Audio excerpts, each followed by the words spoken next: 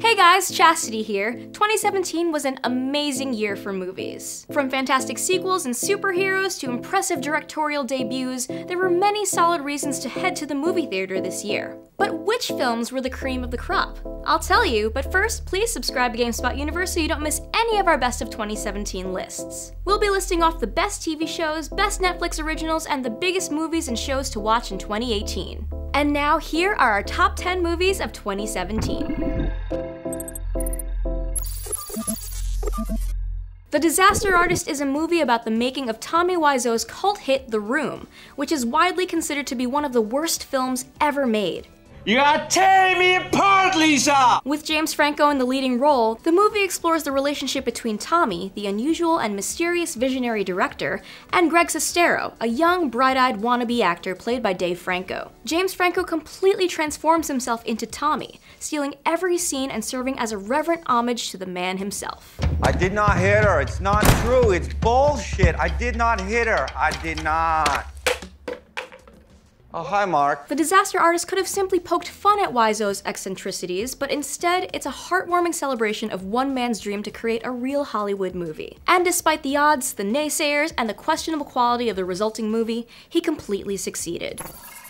Lady Bird is one of the most touching, heartwarming, and relatable coming-of-age films we've seen in a long time. The comedy drama is void of many of the tropes and cliches we've seen so many times in the teen genre. Lady Bird tells the story of Christine Lady Bird McPherson, played by the incredibly talented Saoirse Ronan. Lady Bird longs to leave her Sacramento home for a new beginning in college on the East Coast. Yet her mother believes she doesn't have a shot in hell to get into a great school. The film's strongest force is the bond between Christine and her mother, played by Laurie Metcalf. Ronan and Metcalf deliver a complex and heartbreaking performance that will leave you wanting to immediately call a family member and tell them you love them.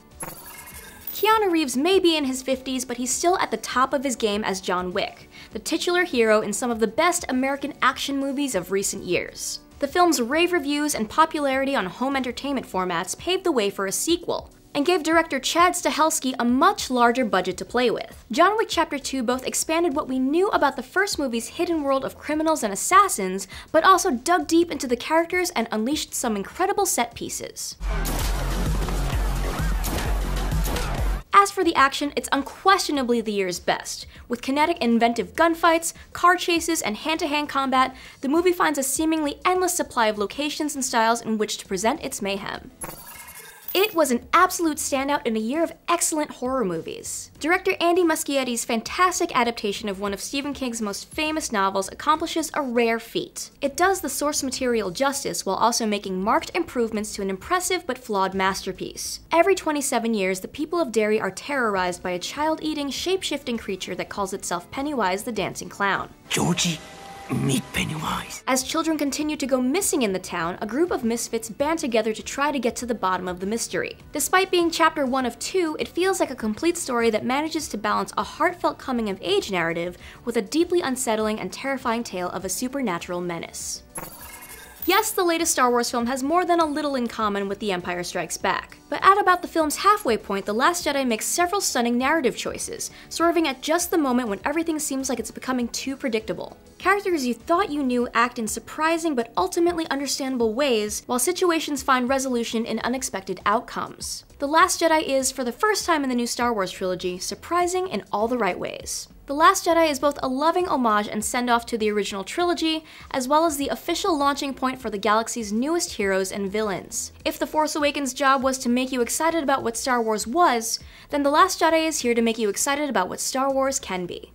Dunkirk is one of the most tense, nail-biting movie experiences of 2017. It's an intimate psychological war film that focuses on the escape and survival of a few young men rather than the heroic, larger-than-life tales of conflict. The movie is based on the Dunkirk evacuation, also known as the Miracle of Dunkirk or Operation Dynamo. It's an event that Winston Churchill called a colossal military disaster, with the whole core of the British Army stranded at Dunkirk, surrounded by Germany. The unimaginable, somber, and intense pressure is incredibly captured and portrayed by the cast. Dunkirk is a faithful retelling of one of the most pivotal moments of World War II, both exciting enough to bring us to the edge of our seats, but also emotional enough to bring tears to our eyes.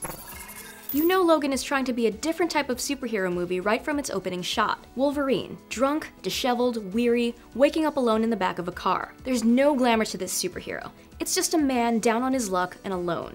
Logan is a raw superhero movie, both in the graphic ways it shows violence, but also in the way it takes its key characters through their emotional low points. Watching Wolverine through the various X-Men and standalone films to then seeing him in Logan as this vulnerable, broken character is truly affecting, lending the film a gravity and weight few others in its genre have. Superhero films are often dismissed as being trivial. Logan is the rebuttal to that. Not okay. Sorry.